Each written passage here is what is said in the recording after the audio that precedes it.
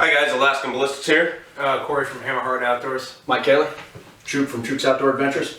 We're doing a top 5 guns for Alaska. It's kind of a, tribute to Iraq veteran 88 and all those guys, the top 5 guns. But we're actually people here in Alaska.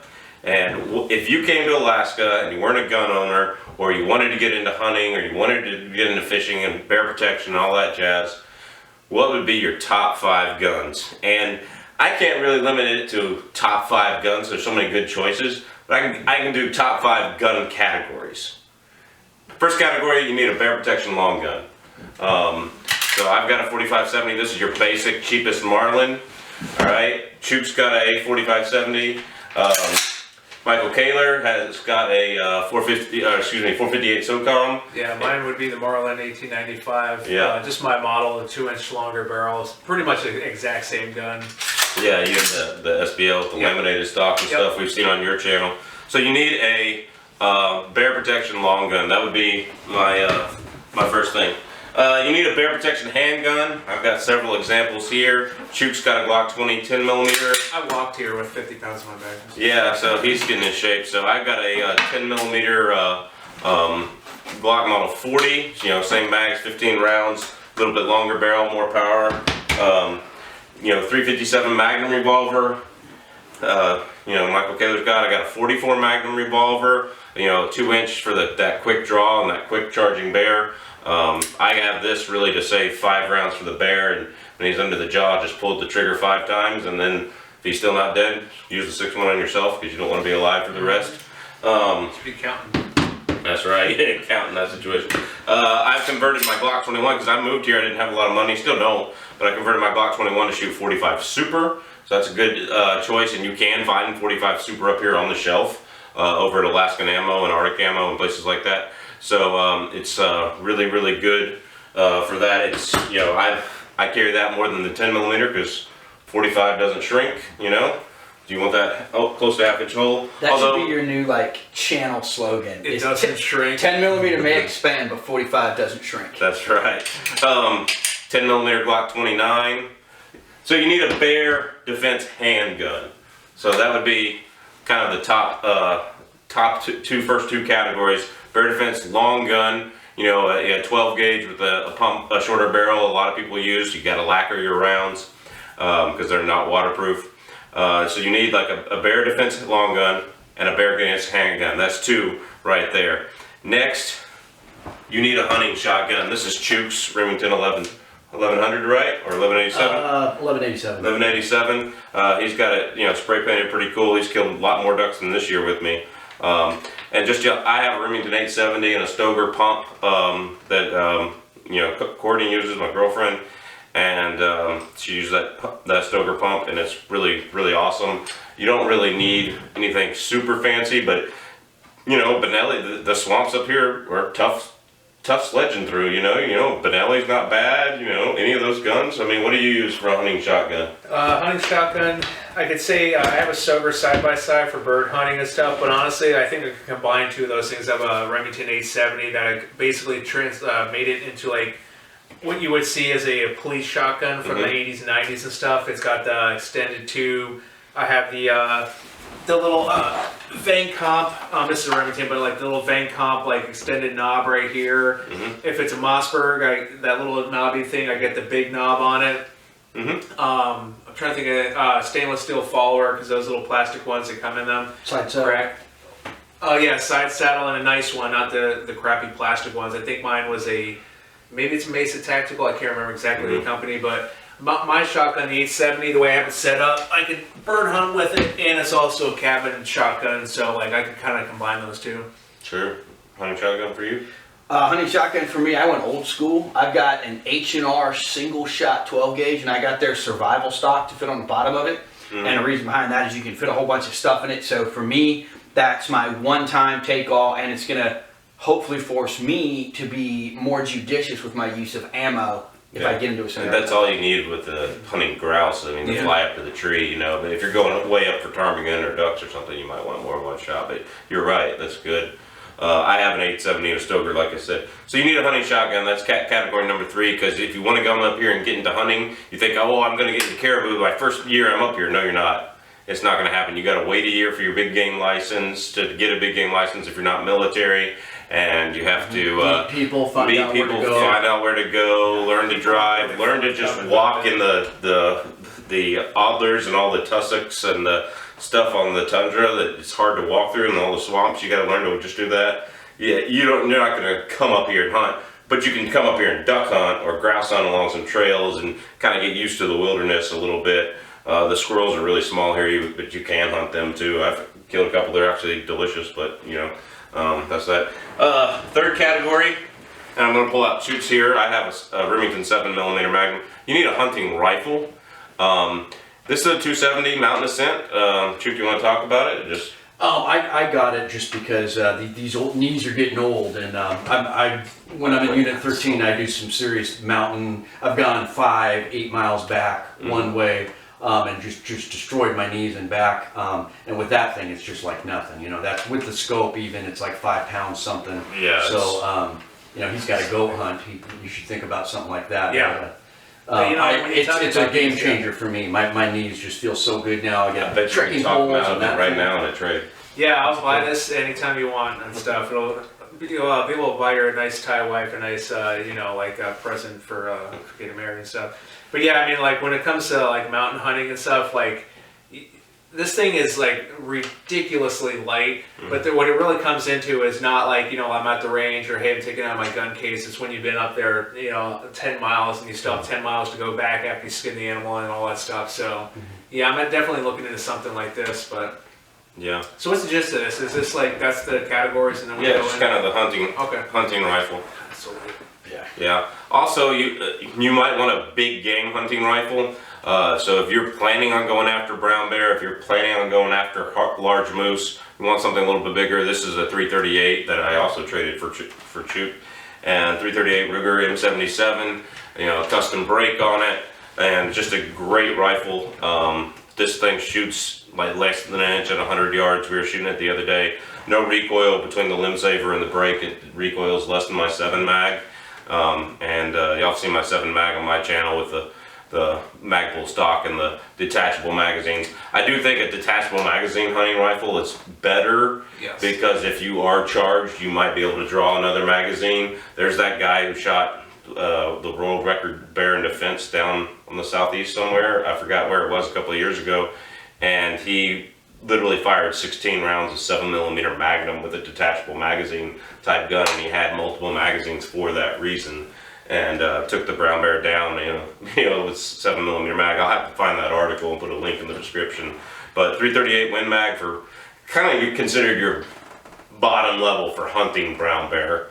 Some people think 300 Win Mag will do it, and anything will do it, but it's kind of if you were going out with a guide and you had less than a 338, some of the guides like on Kodiak and in Southwest Alaska and Southeast Alaska will laugh at you for having a less than a 338 or won't even take you. I've heard that plane trips being refused for that. So, all right, and then next category, I think you need an AR for Alaska.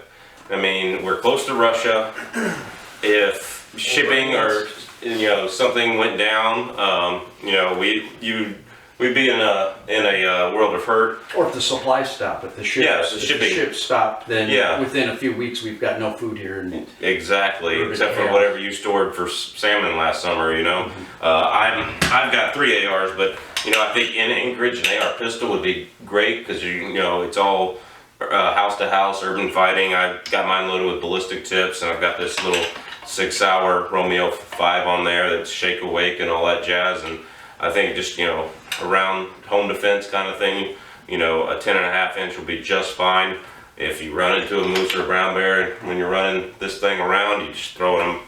Maybe you have a mag of 62 grains or something that will penetrate the skull if you're lucky. But I think if you were packing out in the wilds of Alaska, this is also Chook's. You want to go with an 18 inch. And the reason why I'm thinking 18 inch is it's short enough to still corner in the woods and hold enough in the woods. There's a lot heavier in mine, but I love my 18-inch Palmetto State, but this is an awesome gun with the Sequence Precision Lower and all these custom parts that Chook has here. And yeah, if you haven't checked out his video on that, make sure you check it out. But this thing is awesome. But I think 18 inches is where you want to go because you might have to hunt a caribou, and you need that extra velocity. Because 18 and 20 inch, as we did those testings that day, they're not that far apart, 50 to 100 feet per second at most, you know. Mostly of 50 to 70 feet per second between 18 and 20 inch. And, you know, but 20 inch to 16 inch, you know, it's going to limit you on a caribou out to about 250 to between 250 and 400 if you know what you're doing, can take neck shots and those kinds of things with the 5.56. So if you were out, you know, bugging out, you'd want an 18-inch rifle, I think. 60-inch wouldn't be bad, but 20-inch would be a little heavy. 18-inch is a good compromise, I think. What do you think, guys? AR, you know, you want a defensive rifle type thing? Yeah, I shoot a lot of ARs. I'm actually, everyone's going shorter barrels. I'm actually going longer.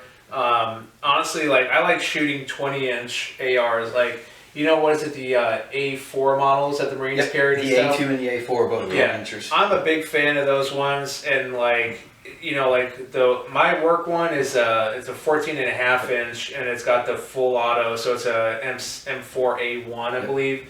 And honestly, like a 20 inch with a decent optic, you know, like an ACOG's great, but like even something like a 9-power scope, I mean, you can really reach out and touch out things. I've hit small metal plates out to like 450 with like with like 14.5 inch. I can just imagine how much better the accuracy is going to be with like a 20 inch, like a match grade barrel or something like that. But I had a 20 inch I built and used in Mississippi, and I regularly hit milk jugs at 500 yards with 55 grain B-Max. You know, it can do it. You know, yeah, 16 and 18, 20. I mean, like, you know, like, I don't know. I mean, everyone says about, like, you know, clearing houses with it, and that's what the, you know, the small guns are probably great for and stuff. But I kind of like the long barrels and stuff, and you know, I mean, with a nice little muzzle brake on the N2 and stuff, they're so controllable and like just really, really great weapons. Now, for a crap hits the fan scenario, I do think you go with a Smith Vortex flash hider. He always likes the flash. Not a muzzle brake, because I just think you give your signature away if someone, more than one person's watching, kind of thing.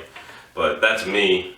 You know, if you're able to shoot and fire quickly at those, that's the other side of the story, I guess. But this is a great rifle to shoot. This is the first time I've actually seen it, and I am jealous. So this is going to go in my bag on the way home. Yeah, he's probably just going to sell it to you anyway. So. That's a good point. Here, I'll trade you something for it real quick. You want your Glock 19 back? Alright, I guess our fifth? Or is that the fifth? That was your fifth. That was the fifth? Yeah. Ah, man. Well, we're going to have to do a wild card because Anchorage is a dangerous city. People don't know about our crime rates. You got to have an EDC. What's your EDC? Yours changes all the time. I know. Yeah, mine changes all the time. Right now I'm going with the Glock 43 X. It's just so comfortable. You know, I can take naps with this thing. It's so thin. You sleep with your gun? Sometimes on the couch, yeah, I'll take a nap and it's holstered. So yeah, Glock 43X, I'm really happy with it. So 9mm. You? What's yours? All right, so first one is an EDC. For me, EDC is going to be Smith & Wesson M&P Shield. When you look at the statistics for defensive use of a handgun, you know, very low number of rounds, depending on where you look. You're looking at, you know, 3 to 6, depending on what study you find. This particular one started with, this is the stock 7 round, and I got the magguts.com +1. It's actually 2 springs, and so the follower actually sits inside the bottom spring. So I can put 8 rounds in this, and I've got 1 in the chamber. So I've got 9 rounds at 9mm. I figure if I need more than that, I need close air support for your average self-defense scenario for my EDC. So that's my first one. And as a throw out to TFB, I'm going to go for a wild card on number 4, and that's your specifically categories of firearms. I'm going to call my number 4 the AR lower. Because I personally have an AR lower, and I have 3 uppers that can fit on it. So I've got, you know, shorter, a medium, and then I've got my 458 SOCOM. So I'm going to call that one, throw it as my wild card, and cover everything to do with ARs. Yeah, I definitely agree with that. My third category is going to be a hunting rifle. whatever that is, whether you're going to go with something like 338, which would be, you know, I shouldn't say way over gun, because we all know there's no such thing, but it's a lot of recoil and a lot of money spent to take down a caribou with something like a 338. I personally carry a 308 in Remington 700 and 308. Can't beat it. Yeah, it shoots well for me. You know, I know it's intricacies. I've had it for a while. I'm comfortable taking anything except for a self-defense scenario against a bear. I'm comfortable with that out to where it goes transonic, which for the rounds I'm shooting out of it right now is going to be 650 to 700, depending on the altitude I'm at. So that hunting rifle is going to be category 3.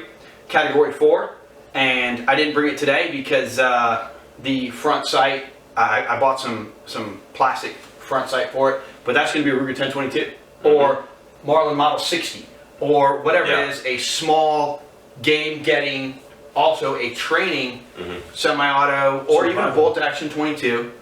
Definitely. What's your EDC last category? EDC is Glock 19 with Church gun sights, an enforced light, any kind of light, and I like an appendix carry. I like it. I used to carry the shield and stuff, but honestly, I like having more rounds than less rounds. And I also carry the Hornady. Was it critical defense? I think they are and stuff. And so other EDC guns, I've got Glock 30 shield. I've got the Glock 19. I've got the 29. I've been carrying a lot as an EDC because I mean, freaking 700 pounds of 155 grain Underwood. That'll go right through somebody's heavy winter coat and knock them on their butt. But the one I'm proud of the most, I just got on the channel, and it is a 40, but I got a great deal on a SIG 239, and you're gonna see this on the channel. Like I said, it's a 40, and I'll probably get the 357 SIG barrel. I had let my ex-wife keep the 9mm version of this, so slap me real quick, please.